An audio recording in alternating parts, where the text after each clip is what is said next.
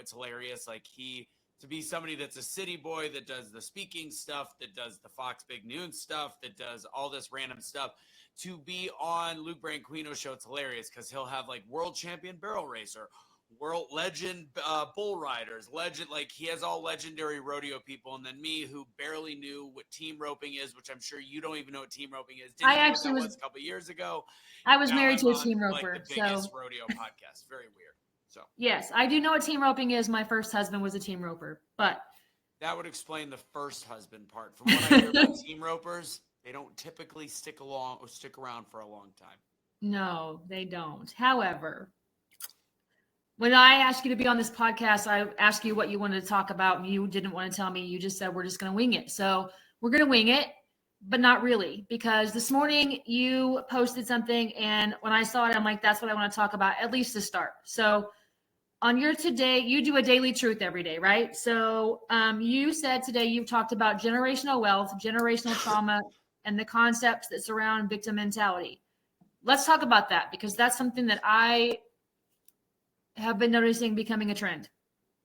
A trend. It's been around for a while. But first, before we talk about victim mentality, can I admonish you for your lack of calendar? I said I was going to do this. So, you have you've been doing this podcast for a little bit. I'm actually going to switch my Wi-Fi to make sure that I'm clearer. Hold on. And better. Okay.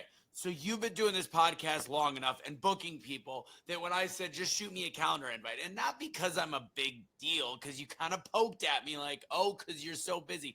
It's because I do way too many different things. That's not me saying I should be signing autographs. Although if you want one, I will sign one for you.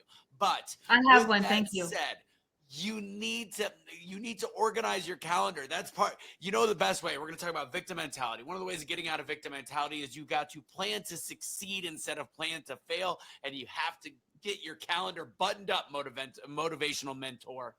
Okay. I agree 100%. I will say last season, every Monday we had one series on the first, the second, the third, and the fourth. So no calendar was required, but I did set up my Calendly, and the next 3 podcasts are already scheduled. So thank you for the push, Anthony Russo. That's why I sign autographs. Let's do this. All right. All right. So victim mentality. After now that I've admonished you, you're not a victim, you're a victor. You're going to come back from this, like you said, and you've already posted the calendar invite. There you go. You're good. Okay. So with all of this said, victim mindset, I was watching how it all started. I was watching an Officer Tatum clip who sometimes goes a little too far on the the conservative side, even for me. And he was talking to a student from a major university, and the student, who was African-American, just like Officer Tatum, was saying how it's just he's a victim, and generational wealth has not been given. They're 200 years behind, and I've heard this so many times. And I think years ago when they had that one viral clip where there was a bunch of high school students that started at the end zone. And then they told them, take a step forward if both of your parents are together. Take a step forward if you've never been on food stamps. Take a step forward if you've never had somebody go to all these different things. And I looked at this, and they made it out to be a racial issue. And when I listened to it, I go, I would not have, based on my life, based on having, which they didn't even bring up, a handicapped father, everything else, I was just exactly on par, as I believe many rural white people probably are. It's not a race issue. It's a socioeconomic issue, and it's just where we're from. And I realized that they were instilling the mindset specifically in one class, one race, to feel as though they were the victim. It was the worst viral clip I've seen in a long time because it qualified a victim mentality that shouldn't be there. And then all of a sudden you have all of these philosophers and academics and school teachers talking about 200 years of being behind in generational wealth and not having the same chances, and you should just turn yourself into a victim and realize it's not fair, but do the best you can. And I find that to be ridiculous and the worst way to go about things. Sorry, that was my rant. No, I agree. I think that there's along with everybody being offended these days. And I think there's a lot of people that are in victim mentality. I think I'm noticing a lot of people are not being accountable for their actions, especially in certain relationships. And I think it's just becoming the norm. It's woe is me, and it's life's too hard, and I think it's becoming too acceptable. So when I saw that, I was like, yeah, let's just jump into that, to start off with. But yeah. And it goes beyond race, and that's kind of the way that I think that that's important. Like that, the video that got me thinking that incited my morning daily truth was about that. But ultimately, there's also people that go through, and again, I'm a man that has never had this trauma, so I don't want to say that I know what it's like for a woman to have something happen to them that's terrible, and I get that. But ultimately, that the mindset that, well, once something, an essay happens to you, once that happens, you'll never be the same. You know what?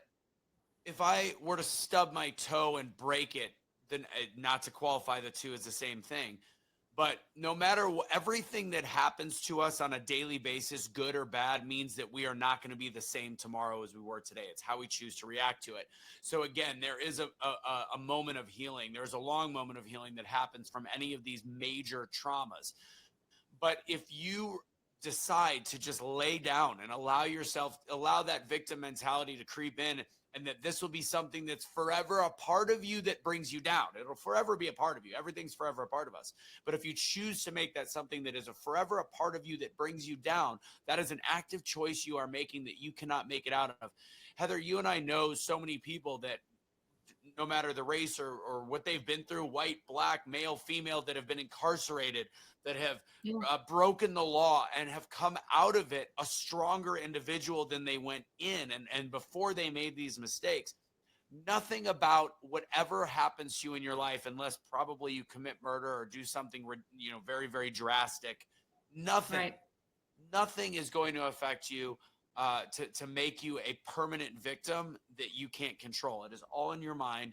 And lastly, it is part of that mindset that if you tell somebody a victim, or if you tell somebody they're going to be a worker their whole life, or you tell somebody that everything is you're at a disadvantage, if you hear it enough, people will start to believe it. That is my belief system on the education system in this country.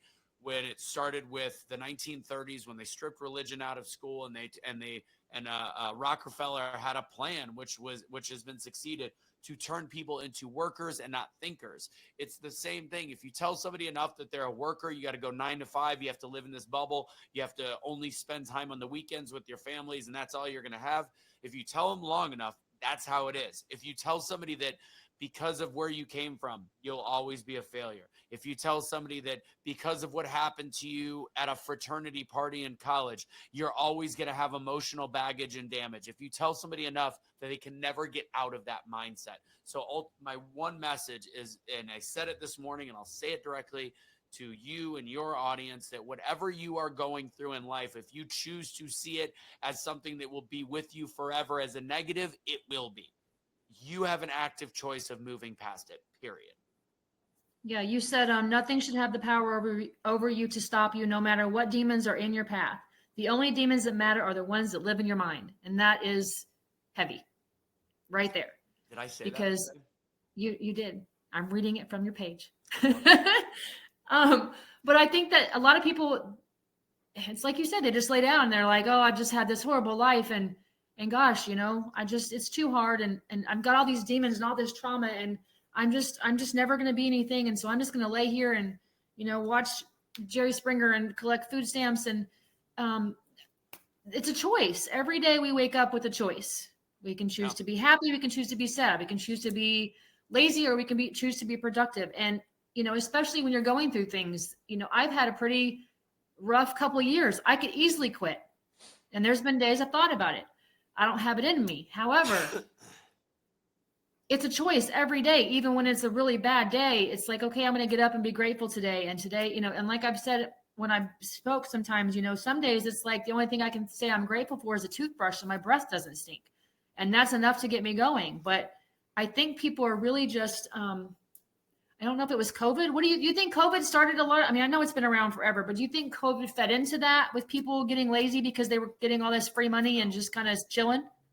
I think COVID hyper accelerated all of the problems that we already have in our society. I think what COVID was alcohol to a dependent. So just the same way that alcohol brings out truth, I think in a lot of ways people will be more truthful. They can become, if they're an asshole, they're going to be more of an asshole. If they are really overly loving, they're going to be more loving, just to an odd extent. Same thing happened with COVID. COVID sent us into this spiral as a society where it brought out people's true colors. If people were afraid, like I did a debate with somebody that clearly is afraid of so many things, and he talked about how COVID affected him. And it's like he was that guy that stayed indoors, that freaked out, that yelled at his family for not wearing masks in their cars, and he's still that person. And so he was probably fearful, and it brought out the worst of that. So I think that the victim mentality has been a thing for a very, very long time. But I think that COVID just hyper accelerated the way that we react on a daily basis to all of these things. So that's the best. COVID was just it was an accelerant, is all it was. Gasoline Right. on a fire. I think that's fair.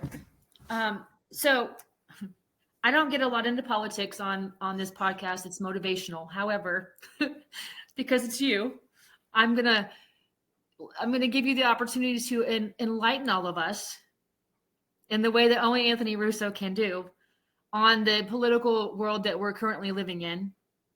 And I will say I'm thinking of moving to Texas because at least there I know I'm going to be protected. So give us your thoughts. Well, just so you know, Texas does have one of the Venezuelan gangs in Texas City did actually. That's one of the areas that they took over an apartment complex. I've been very busy with some of my rodeo work, and also because it's college football season, so it's hard to do as much politics. I still do my weekly show. Part of the reason, not only on top of being busy, have I avoided the mass amount of posts that I typically do. I still do a lot of radio stuff for Fox radio stations, but I'm almost at a political black pill point, and I think it's important to discuss what that means. Like, my sadness doesn't come from Democrat voters or even the far right wing.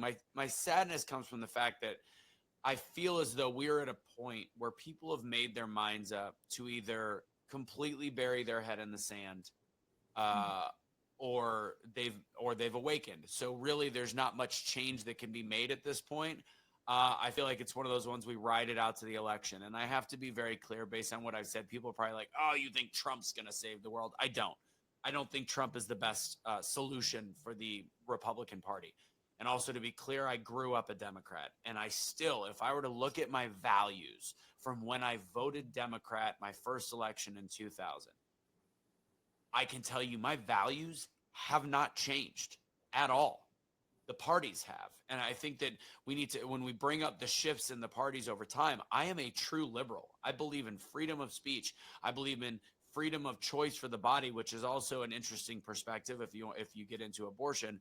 I don't believe it's my place to talk fully about that. I think there is some obvious areas that go too far. I think Trump has discussed that in a way that is palatable. Granted, the media portrays it as though he's going to take away all your rights. But when it comes to the rights of the individual, which I would consider myself a JFK Democrat, that is the current MAGA or conservative party. Trump doesn't know how to keep his mouth shut. He's not presidential. He says stupid things. He calls people dumb. He does things that I don't like. If you look at the way, if you took the vengeance that is in Donald Trump and you take J.D. Vance's ability to articulate and speak, you have the perfect candidate, in my honest opinion. So the way we're looking at the country, I do think there's some good Democrats. There are. But if you look at Kamala Harris, that is a woman that was the most unpopular vice president in history. She was deemed by her own party unelectable. And because of what I know about politics, the reason she was pushed up and propagated is because they know that they could have the media, which is a 90% plus liberal media, hold her water and make it where she is never truly, truly challenged. And if something gets out there that is bad for her, it will be smothered and put away. And the reason why she was shifted up from being the 12th most popular Democrat candidate and was put undemocratically put into her position without ever receiving a vote is because in order for them to get the $90 million that was in Joe Biden's coffers for his campaign, she's the only one that would unlock it. And yeah, they go through about $1 billion during election season because the Democrats raise more money than the Republicans because they have more billionaires on their side, which is completely the opposite of the way they portray it. They needed that $100 million. They unlocked it and they knew that they could carry her water. So that's the political situation we are in. I don't think Trump is the best candidate, but when it comes to what is happening in our country, the only way that to me, that I can see sensibility in moving forward is by somebody that is not on the side of the current Democrat Party. And I also encourage, if you do have Republicans that watch this, to speak in understanding what's going on. Stop talking about things like gas prices. Our gas prices are not bad right now. There was a blip a couple of years ago. Inflation, when you bring up inflation, although it's been stalled, you don't talk about inflation's going crazy. You talk about inflation in the last 4 years is horrific, and it is. The ability to buy home prices is horrific. Our current immigration system is horrific. Like what is going on across the country is horrific, and it's not to be thought of as this well, it's all the Democrats' fault. It's the political parties, it's the political power's fault. So again, the establishment is the problem. It's not the Democrats or the Republicans. Unfortunately, the establishment right now is the old school Republicans, the ones that have now backed Kamala, the ones that were the warmongers that all of a sudden the Democrats are okay with. We want to go away from foreign wars. We want to show independent strength, and the only way currently, in my opinion, which I would encourage conversation on, is to vote for who is the Republican Party. Locally, there's some still good Democrat candidates in different places, not by me in Texas, but across the board. So it's not just a one-party solution. It is also a solution of go get out there and help your neighbors, help other individuals, help people, and just be decent. When I wear a Trump hat, just kind of for shits and grins at the airport, I know that I want to be over the top nice to people. I want to treat people so ridiculously respectfully so they understand that we're not terrible human beings, because that's what we've been portrayed as in the media. Yeah. And I agree. And I don't know what my listeners are because I don't have any access to that. But, and I don't, like I said, I don't talk politics on here. I just keep it pretty middle of the road. I will say I agree with everything you just said. And I'm always amazed that people are like, how can you vote for him? How do you like him? I didn't say I like him. I think he's a pompous ass. But like you said, it's the best person for the job. With that said, you said that I do like him. I don't like him. I don't think he's the best candidate for president. I know people that have known him, that know him personally. I've known people that have known him since the 80s. I know people that have worked for him for decades. He is, from what I understand, everything that I know about him, he is actually a good man. He's just got a mouth that doesn't fit the presidential position. That's what I mean. Like, I genuinely think that I would love to meet him and hang out with him, to be totally honest, because I find him funny. It's just not presidential. I actually wrote, I'm going to be hosting an event in about 2 weeks, and it's very non-political. I'm not supposed to talk politics, but it's literally like a few days before the election, so I kind of have to make some jokes. Right. But there was one thing I wrote that I think is not going to be the joke. It's going to be how I end it, which is, I said 32 years ago, if I was in the same room, I would literally be able to go, how many of you all are excited to vote for George Bush? And half the room would go, woo. And then then I could say, how many people are excited to vote for Bill Clinton? And half the room would go, woo. And nobody would care. Nobody would look and judge and be like, you're voting for Clinton. And nobody would look on the other side and be like, you're voting for Bush, which we talk about the level of our candidates now, like they are so low compared to it. Let's not forget that George Bush was an absolute warmonger, senior and junior. And then Bill Clinton was a philanderer that literally we did unspeakable things with cigars in the Oval Office with interns. These are not the bastion of great human beings. They were presidents. Some would deem good, some would deem whatever. So nothing has changed in that sense. We still have flawed candidates. The difference is all of a sudden, if I were to say, hey, everybody, who's voting for Donald Trump, who's voting for Kamala Harris, both sides in the room would judge each other, and they would have questions about whether or not they could be friends when they left the room. That's the difference. That's probably somewhere around there is how I'm going to end. And I'm going to say, just remember, be the change you wish to see in the world. Be kind to each other. Be willing to hear other people's opinions out. Understand everybody's got a different reason why they vote a different way. Even though I disagree with a lot of the things of the left, I understand some to middle amount of why they would vote a certain way. Well, speaking of be the change, I feel like I'm missing something.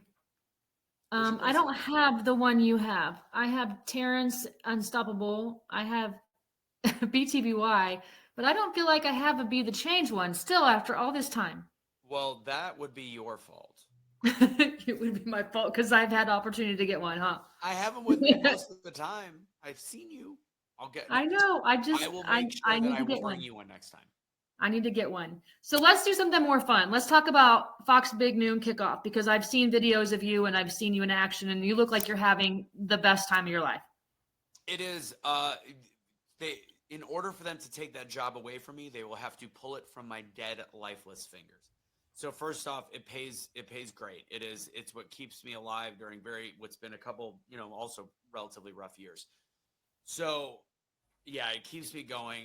We've expanded it to 14 games this season. I am the MC, so I'm the guy behind the celebrities. I'm the guy that for the first 2 hours, I make friends with the college students. I make friends with the audience. I do crowd work. I'm my own little Matt Rife, and I get them to like me for not just the purpose of it being fun, but the key is I need to build a relationship. It's a science, and I've been MCing for almost 20 years. This one is my favorite and also most challenging. So I have to build a relationship with them. Once we get to the television broadcast, I have headset on, and I'm listening to the production, the producers. Also, there's people in my other ear. There's two different sets of people that are telling me things I need to pay attention to, where the crowd needs to fill, things I need to remember to say, things coming up in the break, after the next break. So it's a wide variety. I hear voices in my head. Most of them are real people. Some of them are things we could probably talk about with the psychologist. But it's a very difficult job in that sense. But I build the relationship with the fans earlier. Like, I'm a 42-year-old guy. Every time I ask how old they think I are, because I'm running around in circles and super hyper, they all think I'm in my early 30s, mid 30s, because I move like I am literally doing things that I know that I've seen my 40-year-old friends cannot do. And I just keep doing it and doing it and doing it.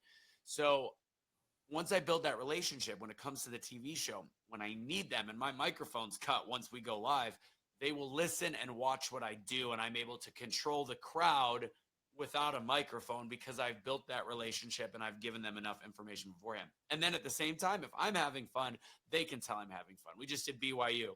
It was it was literally the nicest kids, best crowd, sober for 99% sober compared to other universities. Holy crap. The nicest kids, and they had an absolute blast. Sometimes we have musical acts. This week we had no musical acts. We just had their mascot doing everything from jumping out of a plane to flipping through a ring of fire. I mean, their mascot did it all. I've come to the conclusion the movie Old School was based off of BYU Cougars. BYU's mascot? Yeah. It was a cougar, and they jumped through fire and all this stuff. But it is the most fun gig I have ever had.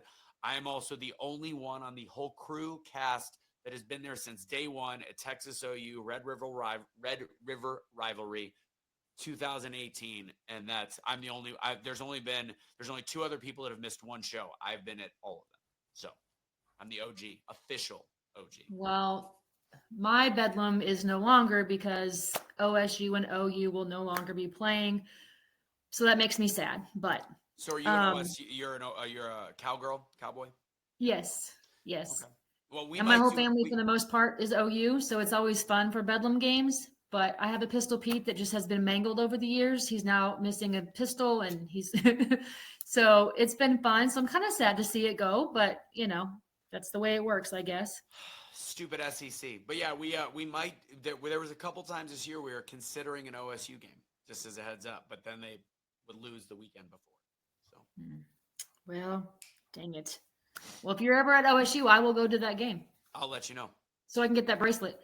So let's talk about let's talk about you as a speaker. I mean, that's how I met you with BTBY, which I think gets mentioned almost every episode that we do on this podcast, and that's been 3 years ago.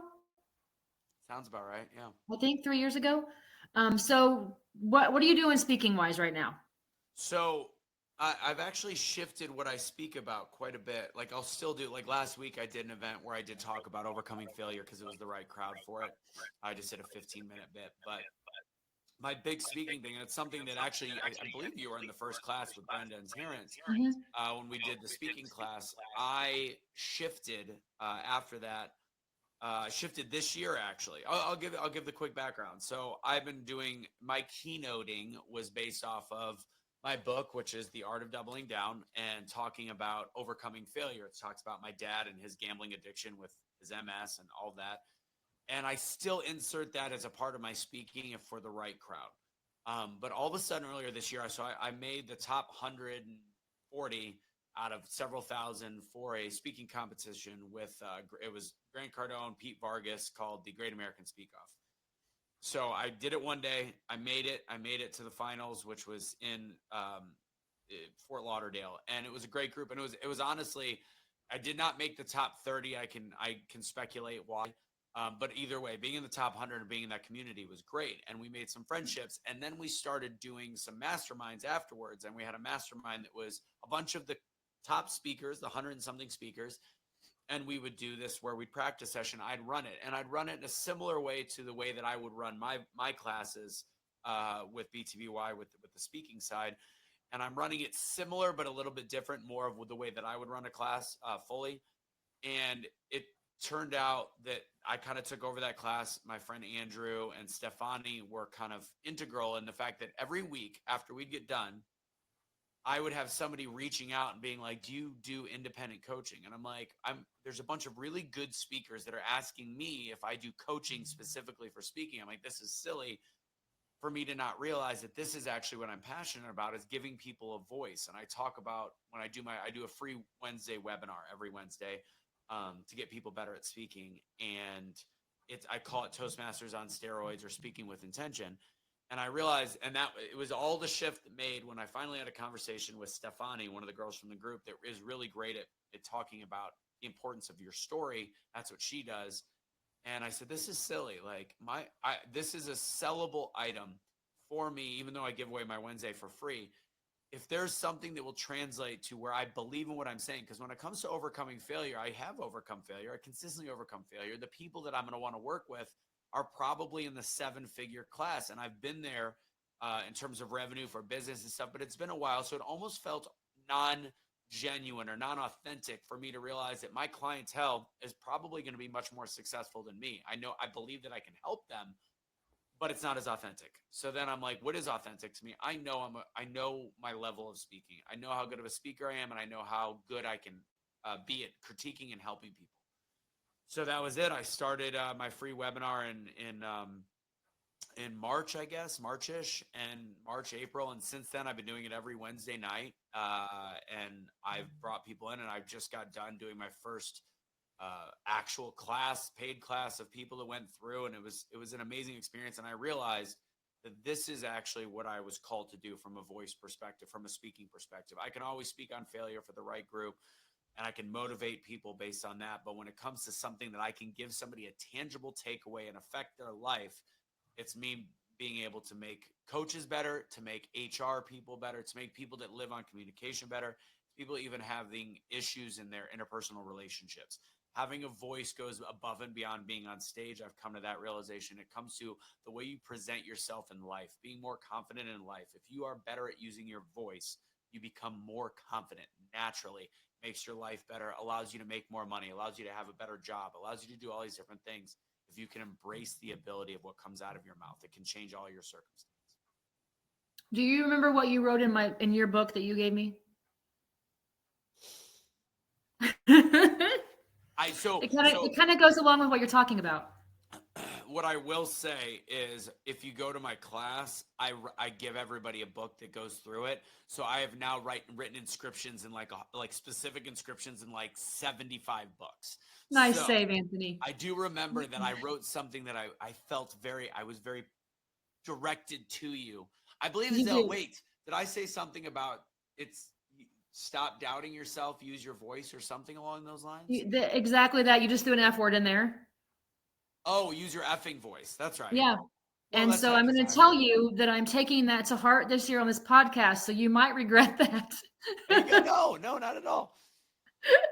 I'm going to get really real on this season of this podcast. So we're F you. breaking in fairly lighthearted, but I mean, there's a couple episodes coming out on domestic violence because this is domestic violence month. That's going to be at the end of the month, and we're going to go into November pretty hard. So when I start making people mad, I'm going to just show them Anthony Russo told me to use my effing voice. See, I did remember the book, the inscription. Yeah, I mean, here's the thing. So it's important to use your effing voice because you don't know who you can make an impact on, and you're going to affect somebody. Like, being quiet is the silliest thing on the app. It's just silly. It's silly for everybody, whether you're an introvert or an extrovert. Most of the best speakers in the world are actually introverts. I am an extrovert, but I'm also not one of the best speakers in the world. But using your voice is something that can change everything about your circumstance and the people around you that need to hear it. It could be you don't even know if one person's going to hear something and they're going to get out of a relationship that could have killed them in 2 months. So That's what I'm hoping. you owe it to them. You owe it to yourself to be the best version of yourself, but you owe it to other people. That's why I always say from a male's perspective, it's hard for me to say this, but well, males do get abused too, but it's different. But I would say for the women that, and it's hard, but for the women that get accosted on a level that is illegal, I know how hard it is to tell on that person, to report that person, because you're not ready to heal yet. But what I can tell you is, if you look at it from the perspective of, if you don't go after your accuser when it is a real case, when there is that small percentage that people, if you regret doing something, you rat a guy, it's terrible. But for the most part, the ones that are real, if you take the time to wait for getting that person arrested or accusing them or doing whatever, you actually could be one of the people to blame in somebody else's murder or SA. You have an effect on that. So if you can speak out, and it's not even like going in front of a room being like, I've been accosted, I've been SA'd, I've been this. It's actually having the guts to do it. It's very uncomfortable. Go to the police, file the report. Like when you see these reports, like get political again, you look at Kavanaugh, a woman comes forward 36 years after the fact. Yeah. If he really was an abuser for 36 years, you just let him run free on the streets. And I think we've all come to the conclusion that was a BS case. But like, don't let a year go by because your story holds less weight. Don't let 2 years go by because then it's almost like it never happened. Don't let 10 years go by because at that point you just look like a loony person. No offense, but you do. Like, you have to be challenged a bit. If you're going to do it and you're going to save another woman's or child's or whatever's life, do it immediately. Like, do it immediately. Speak up, at least to the authorities, if not speaking up to the people around you. It's important. Yeah, I agree. And when I get to the end of the month and there's one episode that's going to be pretty heavy, I'm gonna tag you in it so you can go check it out. Sounds good. So talk about Be the Change. Be the Change was something I started, and funny, it's like I kind of look at it and I'm like, well, it's strayed a little. In 2017, when there was the police shooting in Dallas, Texas, and when I say police shooting, I mean when the police officers were killed by a sniper, it boggled my mind. I almost lost my business at the time. Well, I'm not going to say that. I had my business attacked for me speaking up. So if anybody remembers, in Dallas, Texas, there was an anti-police protest where police officers were actually there protecting the people protesting against them over a shooting that can be argued was more than justified. And four 4 immediately, and then a dart off. I think it was 5. 5 total police officers, I believe, were killed by that sniper. And I got mad. I got angry. And my political leanings shifted right around 2012. And this is now 2017. I was a 2-time Obama voter. And actually, wait, if it was no, it wasn't 2017. Time flies. 2015 or 2016 because it was during the last year of Obama's administration. Wow, was it 2016? That long ago? Well, Obama was 2008. I only know that because my mom was in a wheelchair going to vote before she died. There you go. And I was so proud to vote for him. Dallas police shooting. I'm making sure I have the right date. 2016. Yeah, 5 officers dead. Okay. Yeah, that didn't make sense in 2017 because Trump was president. But the thing was, it was actually when Obama was president. I got really mad because I started to make this shift right around Michael Brown, my political shift in terms of how I really looked at the way things were being presented. I grew up in St. Louis, so the Michael Brown thing I took to heart, and I followed the story and the fact that there is still 12 years later people talking about hands up, don't shoot, when that was proven by 36 eyewitnesses false. But we stick with what we believe. I start to realize these cops have it pretty rough. Are there bad cops? Absolutely. But for the most part, these cops have it pretty rough. And I see what happens to these police officers in Dallas. It happened a mile from my home. There's helicopters, ambulances. I had to drive around it. What was going on? It was insane. And I wrote this whole mission statement that night about the fact that we have the power to be the change in the world that we wish to see. It's not about who our president is. And as much as I'm talking about how important this next election is, we still hold the power in our hands to be decent to each other, to be respectful, to understand that police officers are human beings too. So I wrote this whole thing. Now, the way that I started out was probably not the best way on my post. I believe it was one of my best, most well-written posts, and it was articulate. It was well said. It was to the point of self-responsibility, but I started it out angry at Obama because of the fact that he did not go to the funeral. He went to the funerals of these people, of a person that was killed by a police officer, borderline justified. It's not justified to kill anybody, but he was attacking the police officer. He went to those funerals, and then these police officers, he did not attend, and it bothered me. It made me angry. So I said something at the beginning of the post, and there ended up being, because I owned a staffing firm for promotional brand ambassadors, and it was a pretty big agency at the time. It was one of the biggest in the country for that specific purpose. And I found out through a couple of my Black friends that there was a hate group started behind the scenes in Facebook where there was over 100 Black promotional brand ambassadors that were trying to find a way to attack my clients and find a way to put me out of business simply because I was being pro-police. I said the F Obama at the beginning and that I was a racist, even though I hired well over 50% African Americans that were doing it was mind-boggling to me. And that actually sent me even to more of a tailspin to get angrier and to get more heated on the political process. And then of course COVID threw gasoline on the fire, and that's when I definitely let my political freak flag fly even more at that point. But Be the Change started from that. It started from the concept that we need to take self-responsibility. The golden rule is not dead. Let's be decent to each other. Let's realize that if somebody does something wrong, there's punishment that happens with it.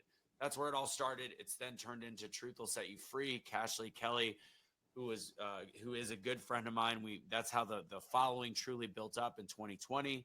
It started out talking about the weird things around COVID right around March. And I'm like, there's a lot of control happening. Something's not right. Let's talk about the truths. Let's talk about the truth with masking. Let's talk about the fact there's going to be a vaccine mandate, which I talked about in March of that year. And then all of a sudden George Floyd happened.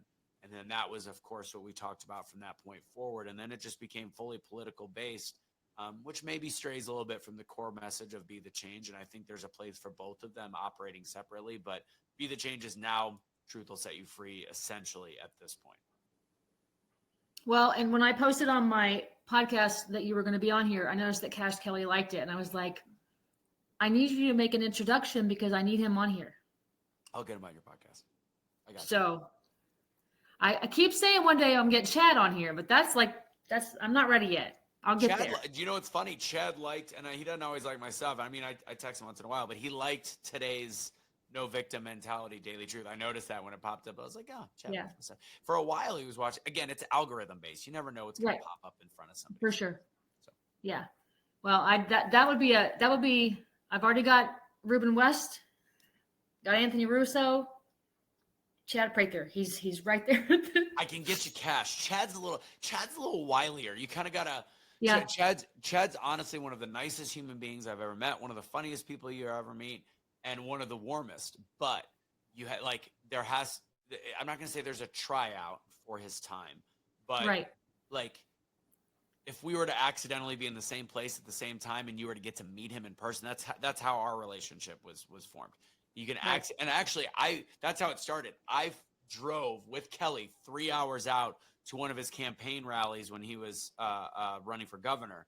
Yeah. And I waited till the very end to speak to him. And that's kind of the process. Like if you go out of your way to get to meet him, he is the warmest, most welcoming human being on the planet.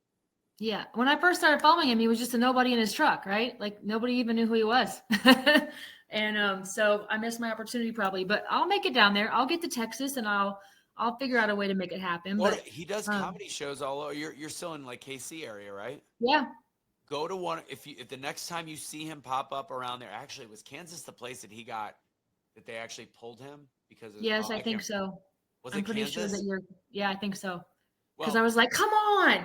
yeah. But I do know he was in Oklahoma not that long ago, and that's I can make that trip fairly easily. So If you see him near you, go to his show and wait till the end and say that you're a friend of mine. And I'll even text him if you go to the show and be like, hey, my friend's gonna stay after and talk to you and say hello. That'd be awesome. But yeah, Cash is definitely a story that I've been following that since I met you, I think. Because wasn't it? Let's see, I met you in 2021, so wasn't it around? Yeah, he was incarcerated. He's been incarcerated up until the beginning of 2024 for January 6th, kind of, and also Right. the fact that he was an ex-gangbanger in the early 2010s. So Yeah. that's kind of what the excuse of punishing him, but the fact that he went to January 6th and decided to go inside. Yeah, I mean, It caused him. And again, this is like one of the people kept saying like white supremacists, and he would laugh because he was in the January 6th prison with a bunch of people they were calling black or white supremacists, and they were all the best friends on the planet. Like, yeah, super. There's white always a supremacist. backstory. There's always a backstory. Yeah. The truth, we don't want to know the truth. So The truth will set you free, though. it sure will. It sure will. And that's why I'm going to start using my voice. But what do you want to? Well, let me ask you one question first, and then I want to just kind of wrap up because we're getting there on the time. But how long do you usually do these shows for? Because I have talked a lot, and I apologize. No, you're fine. That's why I wanted to have you on here. I knew that you would just talk, and I could just sit here and nod and smile. And everything you're going to say is going to be probably most 90% of it I agree with. So you'd be saying what I would say. Ooh, let's talk about that. What have you not agreed with that I've said? Today, nothing, but sometimes you'll post things and I'm like, I'm teetering, and sometimes just, I don't necessarily have an opinion. I'm still forming one. I love disagreement. I think so. That's the interesting thing. And that's why I think I've lost a lot of faith in this current, like why I say I'm black-pilled is I love having a different opinion on things with people and then having a conversation on why, so I could better understand why. Like that's how I learned more. Like one of my friends, we talked about the whole concept of, being pulled over for being black. I'm like, that's bull crap. And then we went through it and he explained his whole life. And I'm like, although anecdotally, like I know that I can't experience that. So I learn more from that. And the same, sometimes I know, like I'll stand my ground on something and people will learn something else. I feel as though that conversation has been left behind in today's world. And that's what makes me upset is I see really intelligent people not willing to have conversations. So I agree. Anytime that you disagree, tell me. I want to know. Well, and next time I'm watching one of your daily truths and I don't agree, I'm going to say, I disagree. Do it. I will. So aside from your book, what book has had the most influence on your life? The Alchemist, by far.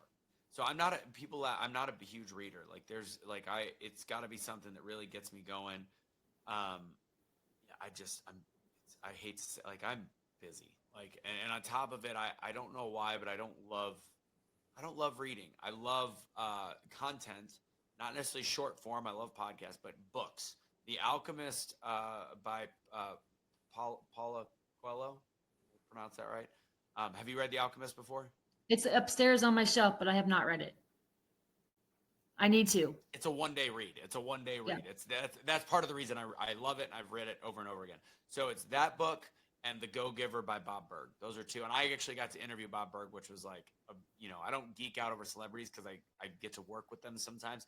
But like Right. there's certain people like C-level people that I'll geek out about. But Bob Berg, The Go-Giver, and The Alchemist are very similar in the sense of you realize that there's kind of this bigger purpose to everything. It's got a little bit of a spirituality side to it, God side to it. The Alchemist is truly based on the fact that the universe, in my opinion, God, is providing all of these things for you, putting it in front of you. Like some of the issues that I have with my girlfriend, Kelly, and I'm like, babe, it's not that bad. Like all of these things, like there's opportunities and God's putting them there, but it's not exactly what you want. And if you can embrace the fact that it's not always what you want, it's what you need that is put there for you. And if you're asking for something, you're going to be given the tools to get what you want. And it takes time, it takes patience, it takes hard work, and it takes a positive attitude. Then that's where it all comes together. That's why I love The Alchemist. Very similar belief system on the Bob Berg book, The Go-Giver. So, Are you a movie guy? I'm a movie guy, yeah. Well, Okay. I still am a movie guy. I mean, you don't really have time now, but like, what's a movie that you would watch over and over? It was always the Rocky movies. That's why, and it's funny, I just had this conversation. If there was a celebrity that I would drop everything to meet and be like, oh, he's there. I don't care who else is here. I don't care how stupid I look. Sylvester Stallone. I think growing up, I watched that movie, all of those movies so many times. I think even the new Creed movies are great.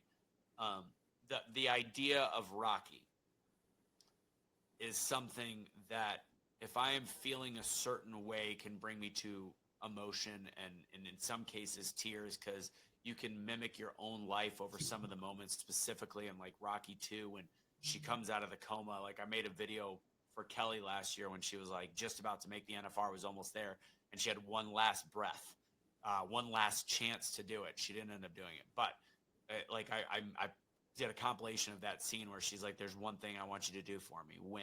And it's like the idea of somebody, the idea as human beings that we have the ability to shock people and get out of our typical abilities and to transcend our daily lives and to do something magical and extreme and amazing and be the victor in life is mimicked in the Rocky movies by far. So that's where I would say the Rocky movies. Yeah.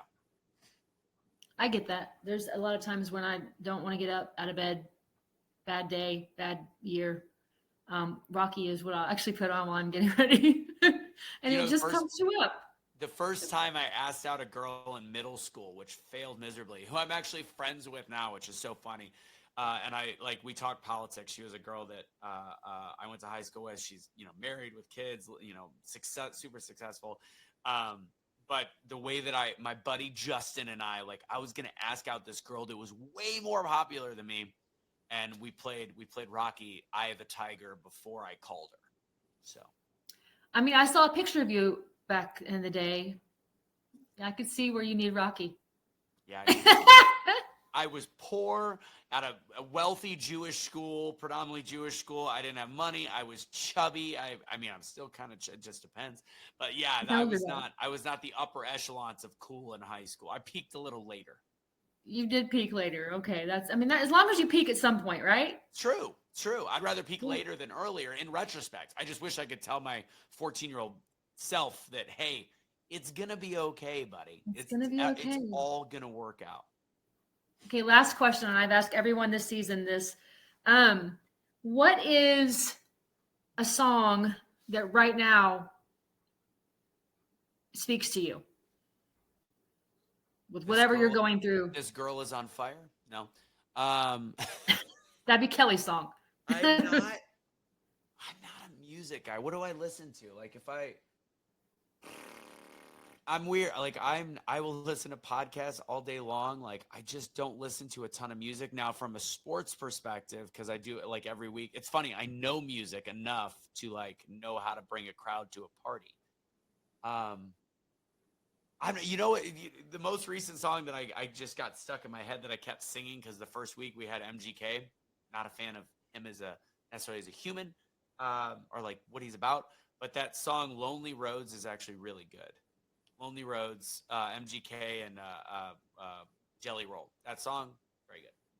I mean, you can't go wrong with Jelly Roll. Can't go wrong with Jelly Roll. It's a good song. But yeah, I like music. I'm not a guy that music jacks up in any way, shape, or form. Fair enough. I listen to podcasts most of the time when I'm in the car. So music, I kind of flip back and forth, but I definitely have music when I to change a mood, or like I have a breakup playlist. I've been using a lot over the last couple of years. You know that I forgot. There's one song if I hear it, it automatically makes me kind of tear up and whatever because it literally started my career in emceeing. So the first tour that I did, I'll say this really fast. I know we're way over time. So the first tour that I did was the Coca-Cola Spirit of Champions tour, and I was just a daily worker. And I show up, and I ended up making friends with the guys that were working, that were the managers, and they're like, "Do you want to go on the road with us?" And I was like, "Absolutely, sounds cool." But the thing that it was is you play games with a bunch of kids, and you're on microphone. But I was just a brand ambassador, and this one guy, Eric Mansky, he's playing.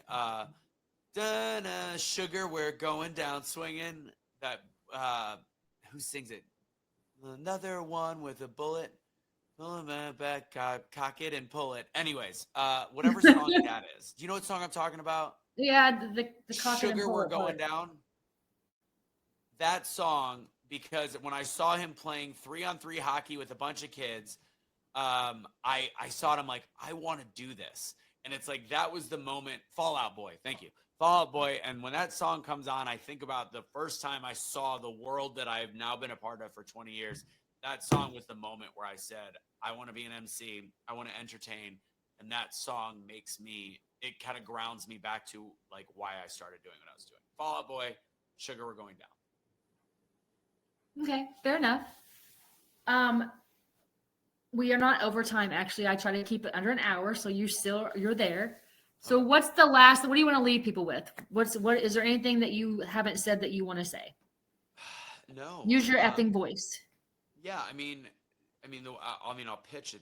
If this is the end, I would love people to join me on my free Wednesday workshop. Like I believe firmly in providing in this world. It's like, who are my competitors and all this? And it's like, your competitors are anybody. They're everyday Joes, and they're also Tony Robbins.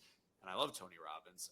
And I look at it and you go, Tony Robbins gives 3 days of free teaching to people in order to get them into their funnel or their ecosystem. So it's like, I want to get to a point, because I don't like sales. I don't like being a salesperson. I want to provide so much value, be a good human being, a decent human being, a good man, kind to people, and give as much as humanly possible, specifically starting on just on my Wednesday classes. And then I meet with people, I spend time with them. Maybe someday that'll change if there's just no way to continue the bandwidth. But I feed off of people and helping people. So ultimately, in any profession that you do and anything that you look for, find a way to give as much as humanly possible to the individual, even to the point where you get taken advantage of, because I've been taken advantage of more in the last 5 years than I've been in my whole entire life by people. But you give as much as you can, and I believe the universe will provide, God will provide for you. And from a sales perspective, if you give enough quality content, or give enough quality of yourself, or give enough quality product, people will ask you how they can spend money with you. That's my end game. Is I want to get to a place where, if people that come to my Wednesday speaking class go, I want more than just coming on Wednesday nights. I want a fuller class. What can I pay you to do more? Like the people that are like, dude, can you coach me? Like, do you charge for coaching? How does this work? I want to do more. I want to provide enough value and build enough trust with individuals that they are asking how they can pay my rent or pay my mortgage or whatever it is. So that's it. And do that in your own life. Always double down on yourself. Always believe in yourself. Speak confidently. That's the biggest thing with your voice. Like I told you earlier, when what I said in the book and what I'll say to you as you're thinking about speaking up, they always say the pen is mightier than the sword, but I firmly believe that the pen is amplified with a megaphone when you learn to use your words that you've written on paper as a voice and confidently say things. People will read books and they will start to change. They will become they will go from being theorists to practitioners, but it's hard when you actually can get in front of somebody and give them mojo and breathe life into them. And our mutual friend Terrence talks about the post seminar hangover, where all of a sudden it's like you're gung ho, and then 2 or 3 days later you've already given up because things don't happen right away. If you can have somebody breathing life into you with a pen, with the words, and then with their voice, and you're confidently telling somebody to do something, that is truly what turns theorists into practitioners, people that will go and change their life and think about a different way of doing things. So be a practitioner, use your voice, realize that confidence is key no matter if you don't love speaking or not. Learn to properly use your voice and say what's on your mind and do that. And if I could be of any help, whether you ever spend money with me or not, I do not care. I would love more people to come to my Wednesday class by just going to doubledownspeaking.com. That's it. Register. I was going to ask you, how can people find you?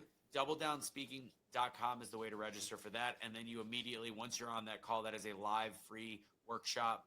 You will have full access to me, being able to contact me, everybody that's gone through it to this point. I've built one of my closest new friends was one of the first people that I ended up signing up for the full class. Jay, who won our last speaking contest, the first class that we had a speaking contest at the end, he won.